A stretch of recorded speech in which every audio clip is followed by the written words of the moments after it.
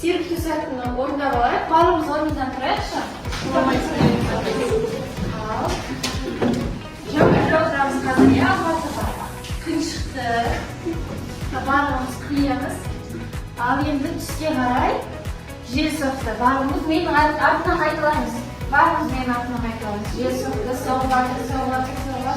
Сосын біраздан кейін жаңбыр тартылдады. Жаңбыр тартылдады, жаңбыр күшейіп жатыр. Жаңбыр қатты болып кетті. Барлығымыз алдымызда. Сосын одан ары күшейді. Жаңбыр бәсеңдеп жатыр. Қайтадан тамшылап жатыр. Жел соқты. Жақсы балалар, кітапхана жайлы өтіп жатырмыз. Бүгін сендермен біз отырар кітапханасы жайлы өтеміз. Барлығымыз дәптерге жазып алайық. Сәуірдің 10-ы отырар кітапханасы. Бүгін сендермен отырар кітапханасы жайлы өтеміз. Барлығымыз дәптерді ашайық. Бүгінгі күнделікті жазамыз.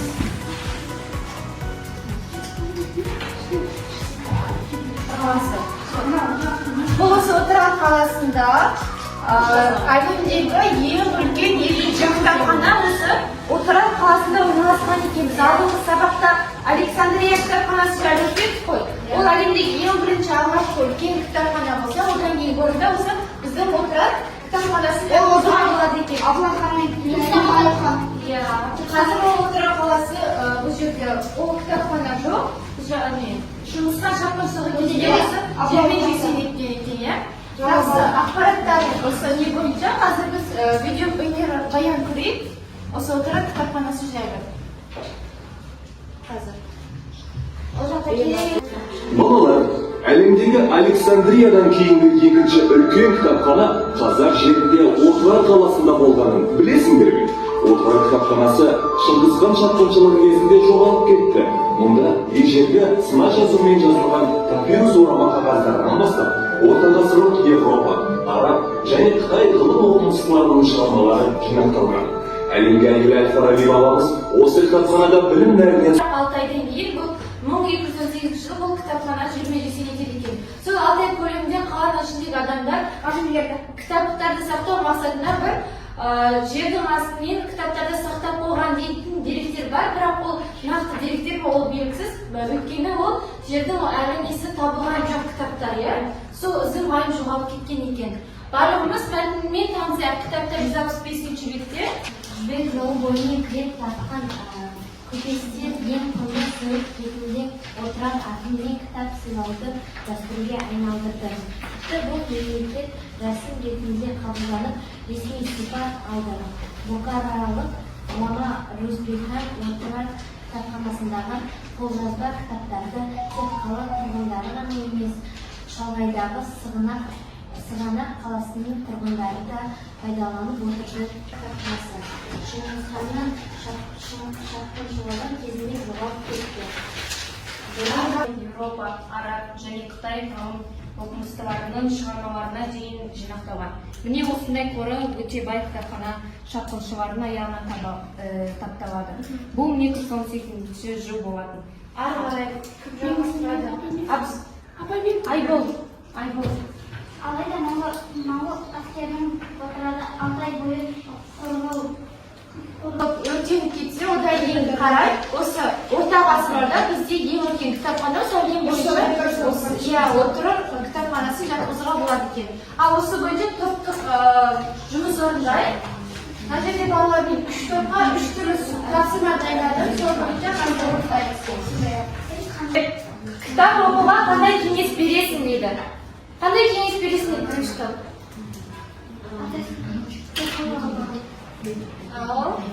Мағжан айта ғой. Кітапты 2 сағаттан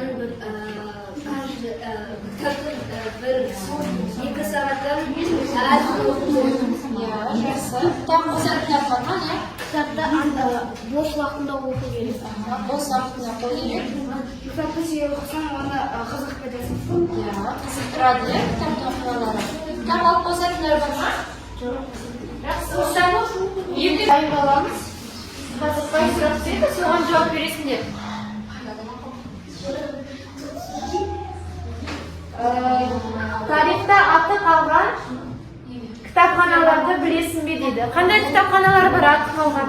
Ya, Nurmuhammad qattiqroq ayta qo'y. Aleksandriya kitapxonasi, O'tirar kitapxonasi. Ayta qo'y.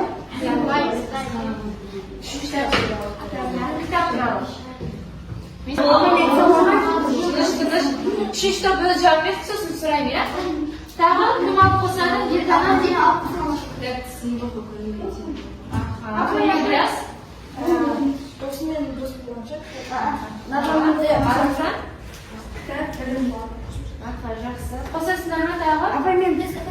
Apa yang fizik ya?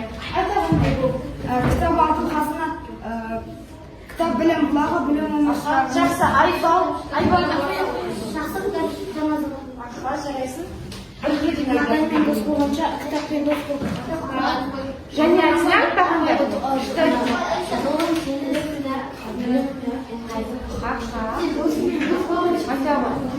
Benim elime kul kazandı. Соны айта салсаң. Жақсы. Бірінші тапсырма топтық жұмыс. Мен сіздерге қазір таратып беремін. Сол бойынша жаңағы жинақ мәтін орындаймыз қазір. Бірінші кітапта сендерде. Екінші кітапта. Жаңа мәтін оқыдық қой. Мәтінде 3 не болды е? Бөліктен тұрды мәтін. Сол бірінші бөлікте көпестер, құнды сыйлық, қолжазба деген осы 3 сөзді пайдаланып жинақы мәтін жасаймыз. Отырып кітапханасы жайлап. Екінші топ, сендер Шыңғысхан Шапқыншылығы оқымыстылар деген сөзді пайдаланып жинақы мәтін жасаймыз. Жақсы ғой. Үшінші топ сендерге оқымыстардың шығармалары бай кітапхананы осылай пайдаланып жинақы мәтін жасаймыз. Жаңа оқыған мәтін бойынша. Жинақы мәтін жасаймыз. Осы сөздерді кіргіземіз. Жақсы ғой. Сендерге 5 минут жетеді. 5 минут беремін.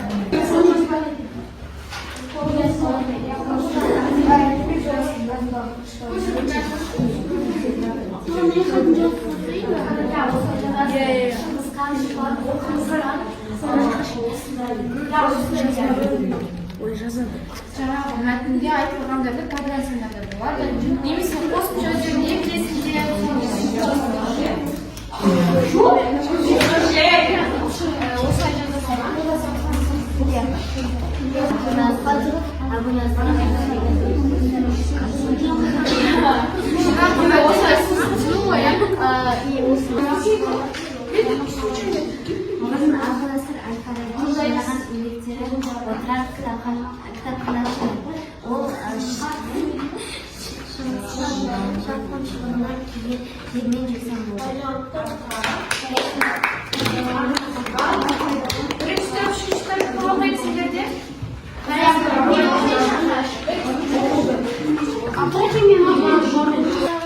Әлемнің екінші үлкен білім бұлағы Отырар кітапханасы.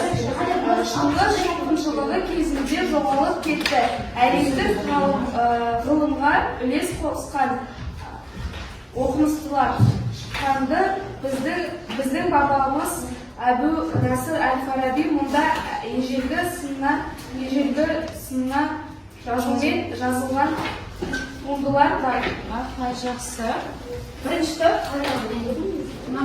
Жібек жолы бойымен жан тартқан күмістер ең құнды сыйлық ретінде Отырар әлеміне кітап сыйлауды дәстүрге айналдырды. Мен барлығына мынандай параша таратып беремін. Осы парашаны толтырасыңдар. Үстеді неше түрі бар? 7 түрі бар. Қандай?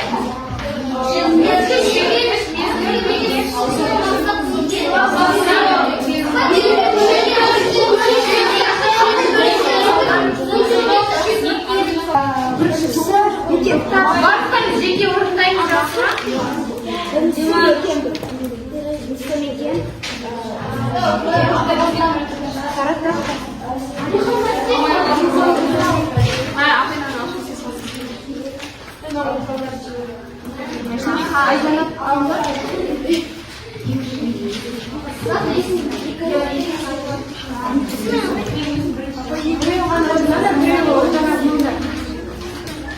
Барлығына жетті ма?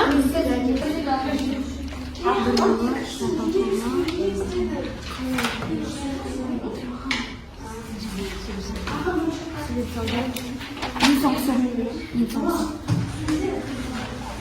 тұра берсін, қазір тексересің.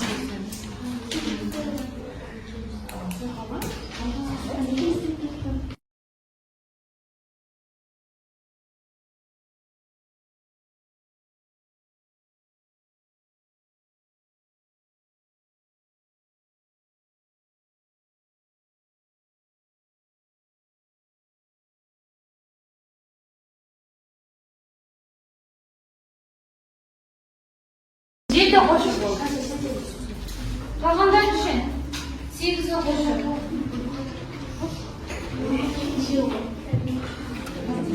Қазір тексергенде бүйтесіңдер. Қасындағы адамдармен ауыстырасыңдар да, бір-біріңізді тексересіңдер, жақсы ма?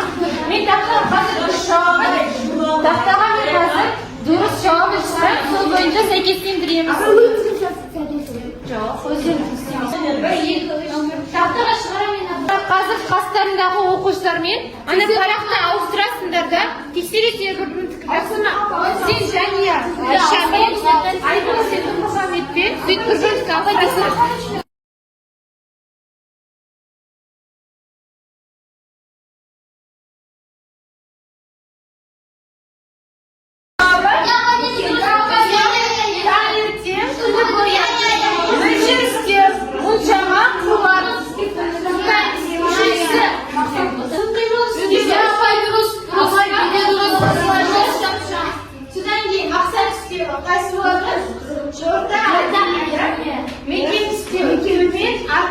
Себеп салдар істеуі, ағасыздан бекерге, сүйікті жүруі, осы бойынша тексереміз.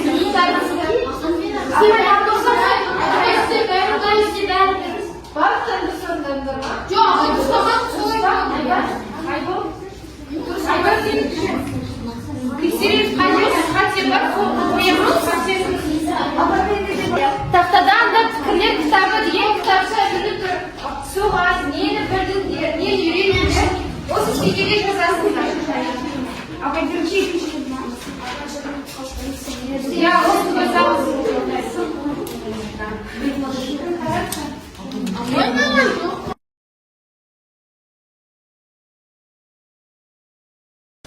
Кітапшаға мына жерде кітапша тұр, осыған жабыстырамыз. Апай, Апай бағылың. Сабақ қалай өтті, не білдіңдер, не үйренгілер келеді, үйренгілеріміз келеді.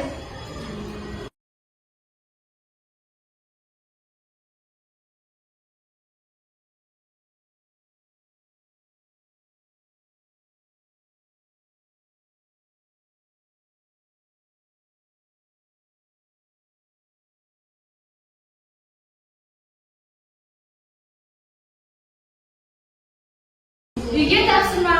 Бүгін кітаптан өттік қой. Мен сіздерге 2 тақырып бердім. Кітап басты байлық немесе кітап аса маңызды сыйлыққа жатар ма деген тақырыпқа эссе жазып келеміз.